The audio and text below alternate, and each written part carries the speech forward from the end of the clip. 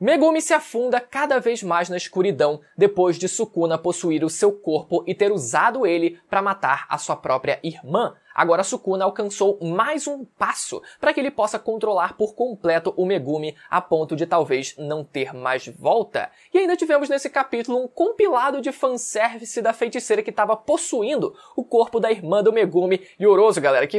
O YouTube, a gente vai ter que fazer umas censuras aqui pra ilustrar esse vídeo aqui, porque senão o YouTube vai complicar a minha vida, né? Mas enfim, hoje vamos falar sobre o final da batalha entre o Megumi, que foi possuído pelo Sukuna, contra a sua própria irmã Tsumiki, que foi possuída pela feiticeira Yorozu, resultando na sua morte nesse capítulo. Vamos entender o desfecho dessa batalha, não antes de você conferir a sua inscrição no canal e se o sininho também tá ativado. A gente tá faltando 2.000 inscritos para alcançar a marca de 700.000 inscritos. E lembra também, galera, de fazer a sua votação diária para que a gente possa alcançar o top 3 no ranking do prêmio IBEST. Para quem não sabe, eu tô concorrendo na categoria de TV, cinema e streaming. Então se você gosta dos vídeos aqui do canal, seja de Jujutsu ou seja de qualquer outro anime ou mangá, lembra de ajudar dessa forma, contribuindo com seu voto, que eu vou deixar na descrição o linkzinho para você ir lá correndo e já voltar para poder aproveitar o vídeo, beleza? Então a gente começa o capítulo durante um flashback da época onde Sukuna ainda era vivo, durante um festival da colheita, que é basicamente um dia de reza pela prosperidade da colheita, onde os humanos eles têm que rezar para o Sukuna basicamente não destruir tudo em volta, né? Só para manter a vossa santidade Sukuna ali no pedestal que ele merece estar, né? Então, além do Sukuna, a gente também vê a Yorozu, que veio do interior para a capital para tentar conhecer o Sukuna e estava ali nos seus aposentos completamente despida. Pelo estereótipo que é colocado em cima dela, por ser teoricamente caipira, ela não tem modos nenhum, ela não usa roupa decente, sabe? Ela vai de qualquer jeito, não tem educação nenhuma, sabe? É bem estereotipado mesmo, mas ela vai e coloca um roupão para ir conhecer o Sukuna, que a gente vê, galera, o Sukuna na sua forma original, o quão gigante ele era. Eu acho que é a primeira vez que a gente tem uma noção do quão grande o Sukuna ele era do lado do seu companheiro, ou da sua companheira, que a gente ainda não sabe o gênero, Uraume, que tá sempre ao lado, né? Que tava sempre ao lado do Sukuna. Isso porque a gente sabe que o Sukuna ele gosta de comer carne humana, mas é muito difícil fazer a preparação desse alimento, então por isso o Sukuna sempre permitiu que o Uraume ficasse ao seu lado, porque o Uraume ele tem ótimas habilidades de culinária. Ele tem essas ótimas habilidades, então isso faz com que o Sukuna seja, né, veja ele com bons olhos. Além disso, o Uraume ele também tem habilidades de congelamento, o que faz sentido até com a temática de cozinheiro dele. Afinal, ele também usa os seus poderes para conseguir conservar os alimentos, né, de forma refrigerada. Então a gente vê a feiticeira Yorozu indo para cima do Sukuna na maior intimidade do mundo, como se fosse o mais chegado dele já da vida, o Best Forever, mas na verdade ela era a primeira vez que eles estavam se conhecendo. Nisso, o Uraume afasta a Yorozu, que recebeu um corte na barriga ali, né? A gente vê que ela tá com um corte na barriga que vai do peito até a barriga e, bom, galera, vai ter que rolar uma censura aqui de alguma forma. Coloca a carinha do Gojo, assim, em cima dos pontos vitais ali, porque senão a coisa vai ficar complicada. Mas essa cena foi um pouco confusa porque no momento em que ela se afasta e a gente vê o corte no corpo dela, faz parecer que foi um corte vindo do próprio Uraume, mas faz mais sentido que esse corte tenha vindo do próprio Sukuna, por mais que ele não tenha se mexido em momento nenhum. Isso porque, como eu falei, né, o Uraume ele tem habilidades de congelamento, habilidades de gelo, enquanto o Sukuna, ele sim tem habilidades de corte. Então faz sentido que ele tenha executado esse corte no corpo da Yorozu, até pelo que ela fala em seguida. A Yorozu, ela diz que quer ficar ao lado do Sukuna para que ele não tenha um olhar tão solitário quanto aquele, para que ele não se sinta tão solitário, mas logo em seguida a Yorozu simplesmente cai no chão com um corte completamente ensanguentado, sabe? Ela não parece que recebeu um segundo corte, mas foi só um resultado do primeiro corte que ela levou do Sukuna, e isso fez com que ela só demorasse a perder ali a sua consciência e depois ela caiu no chão dizendo as seguintes palavras: "Que corte solitário! Eu quero tomar tudo isso para mim. A sua solidão será só minha, porque quem vai te matar será eu." E aí a gente volta pro presente, né? Mas através dessa fala a gente vê que foi exatamente o Sukuna, né, que executou aquele corte, por ela dizer, né, que corte solitário, e ela falar o quão solitário, ela dizer o quão solitário era o Sukuna, né? Então ela só tava ali enaltecendo a solidão do Sukuna. E a grande motivação da Yorozu é meio que ela querer a atenção do Sukuna, ela se provar importante o suficiente para o Sukuna dar atenção a ela, né? Por isso que quando o Sukuna dá essa atenção cortando o peito e o torso ali dela, ela se sente, meu Deus do céu, conseguir a atenção do Sukuna, e é meio que essa busca infreável pela atenção do Sukuna até os dias de hoje que leva a gente para o momento presente da batalha. Então a Yorozu, ela usa uma técnica inédita pra gente, que foi a da esfera perfeita. Vamos entender um pouco mais sobre essa técnica, galera. Por que que ela criou simplesmente uma bola preta que é capaz de dizimar o Sukuna? Isso porque a pressão exercida, vamos explicar aqui no mundo real, a pressão exercida por um objeto é igual à sua força aplicada dividida pela sua área de contato. Quanto menor a área de contato, maior será a pressão exercida pelo objeto. Um exemplo disso é a ponta de uma faca, que consegue aplicar uma pressão maior porque sua área de contato é menor. Ou, por exemplo, um outro experimento que até, se eu não me engano, tem na internet, que é quando você pega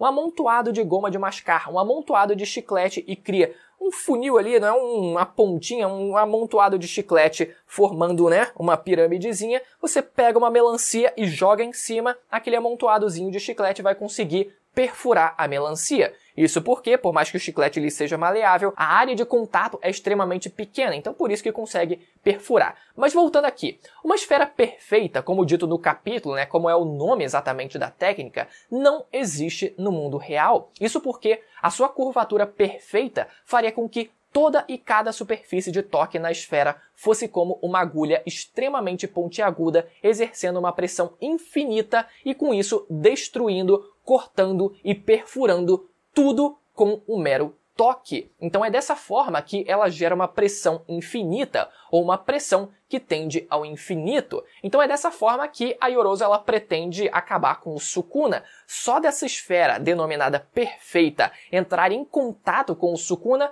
já seria o suficiente para acabar com ele. Mas o mais legal disso é a gente entender por que exatamente a Yorozu, ela criou, ela desenvolveu essa técnica da esfera perfeita, né? Porque de onde veio essa ideia de uma esfera perfeita? Se a gente pegar tudo que a gente viu da personagem até então, faz muito sentido. Se você lembra, por exemplo, de como a Yorozu, ela idealiza o casamento que ela gostaria de ter com o Sukuna, né?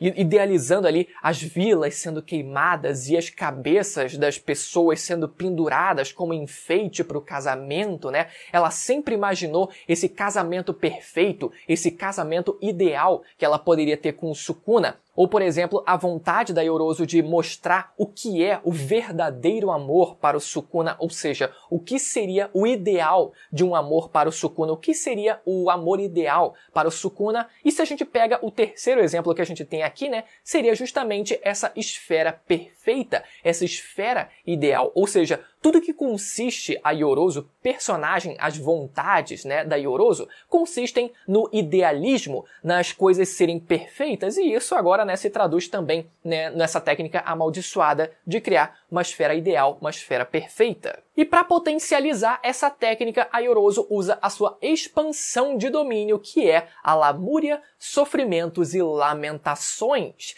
né, que na prática pareceram ser basicamente óvulos flutuantes, pelo que deu a entender. Bom, também tá meio que de acordo ali com a personagem, a gente viu ela bem pelada nesse capítulo, então ali também tá bem condizente. E todo o papo dela, né, ter esse romantismo com o Sukuna, etc, essa relação de, meu Deus, amor e dor, tudo isso, então acho que faz sentido, encaixa de alguma forma, mas basicamente a expansão de domínio nesse caso a gente sabe, né, que amplifica a habilidade do usuário, e nesse caso a esfera perfeita da Yorozu ganharia uma garantia de acertar o seu alvo, então bastaria a Yorozu ativar a sua técnica para que isso acontecesse, para que a esfera perfeita fosse atrás do Sukuna, acertasse ele e dessa forma ele fosse completamente desintegrado. Só que a resposta do Sukuna foi jogar a sua roda, aquele Dharma que ele estava usando, né? O Dharma do Mahoraga que ele estava usando acima da sua cabeça, ele joga aquele Dharma fora para invocar a sombra mais forte, que é o General Divino Mahoraga finalmente sendo invocado, galera, e usando a sua espada do extermínio, para perfurar a esfera perfeita sem dificuldade alguma.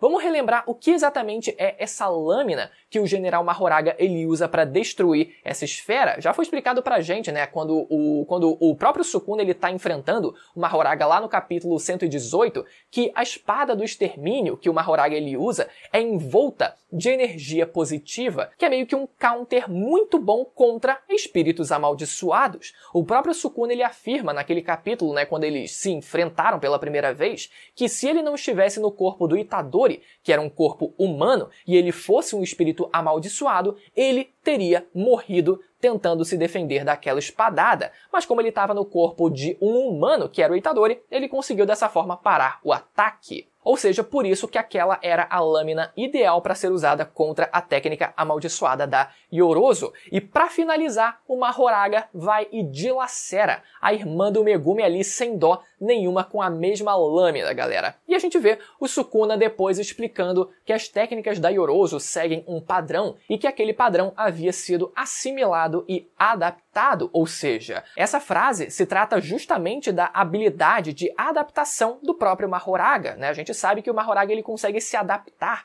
a técnicas, a diversas técnicas amaldiçoadas, né? Dependendo do contexto, e por mais que o Mahoraga ele não tivesse sido invocado ainda durante a batalha, pelo fato do Sukuna ele estar usando, né, o seu Dharma, né, aquele artefato que o Mahoraga ele costuma usar, isso pelo visto já foi o suficiente para fazer com que o Mahoraga ele já conseguisse se adaptar em batalha àquela técnica amaldiçoada da Yorozu. Agora, eu nem vou entrar na questão aqui se o Sukuna ele conseguiu já dominar o Mahoraga off-screen ou não, porque a gente já debateu isso nos vídeos passados e eu sinceramente vou esperar alguma explicação do mangá para dizer pra gente se ele conseguiu domar, se não conseguiu domar, o que ele fez, que tipo de atalho ele conseguiu fazer, porque a gente já discutiu aqui nesses vídeos passados. E também outra coisa é o próprio Mahoraga aparecendo sem ter uma mudança física. Por mais que ele tenha sido invocado pelo próprio Sukuna, como a gente viu nos outros, né, nas outras sombras invocadas pelo Sukuna, que várias delas possuíram aparências completamente únicas e modificadas por estarem usando a energia amaldiçoada do próprio Sukuna, que era muito maior que a energia amaldiçoada que o Megumi detinha, ainda assim o Mahoraga ele chegou com a aparência normal dele. Talvez a desculpa seja que o Mahoraga já é tão poderoso que ele não precisa mudar, né, a sua aparência. Enfim, mais uma vez, vamos esperar para ver se a gente tem alguma resposta para isso. Mas no fim, a gente vê a Yorozu morrendo feliz no corpo da Tsumiki por ter tido, melhor dizendo, o seu poder reconhecido pelo Sukuna de alguma forma. Ela até chora de alegria por ter sido notada pelo Sukuna ter tido o trabalho de ter que entender, ter que compreender e interpretar a habilidade da Yorozu para que ele conseguisse vencer ela numa batalha, mas por outro lado, fazendo um contraste absoluto com essa cena, a gente vê o Megumi caindo em lágrimas, em posição fetal, com a nota do editor dizendo: a alma de Fushiguro afunda na escuridão em decorrência de sua irmã, a qual colocou as suas mãos. A grande sacada, e que inclusive a Gekko Scans fez a observação aqui na tradução, é de que o verbo usado nessa frase é um verbo ambíguo, que pode tanto significar colocar as mãos de maneira positiva, como colocar as mãos para cuidar, né? Como também de maneira negativa, como matar alguém com as próprias mãos. Então, a frase pode ser entendida dessas duas formas: a irmã pela qual Fushiguro cuidou, ou a irmã a qual Fushiguro matou. Galera, que pesado, galera. Que porra, foi um extra muito bom esse no final do capítulo ali. A gente vendo que não só o Itadori é um pobre coitado nesse mangá inteiro, mas também agora isso sobrou até pro próprio Megumi também ali só ficar se lamentando e sua irmã tendo sido realmente morta, como a gente já esperava que fosse acontecer no momento em que essa batalha, né, foi apresentada pra gente. Mais uma vez, eu espero que vocês tenham gostado do vídeo. Se você ficou até o final, lembra de conferir a sua inscrição no canal, e se o sininho também tá ativado, a gente vai bater essa marca de 700 mil inscritos já nos próximos dias. E lembra mais uma vez, galera, de conferir o link na descrição ou no primeiro comentário fixado pra fazer a sua votação, e assim a gente conseguir subir no ranking do prêmio IBEST. E se você ainda tá um pouco perdido em tudo que tá acontecendo no mundo de Jujutsu, eu vou deixar os 2 últimos vídeos que eu comentei sobre o mangá, sobre os acontecimentos atuais, pra você ficar um pouco mais por dentro e se inteirar um pouco melhor de tudo isso, beleza? Vão aparecer na tela agora pra você poder ir lá assistir. Até a próxima, tchau!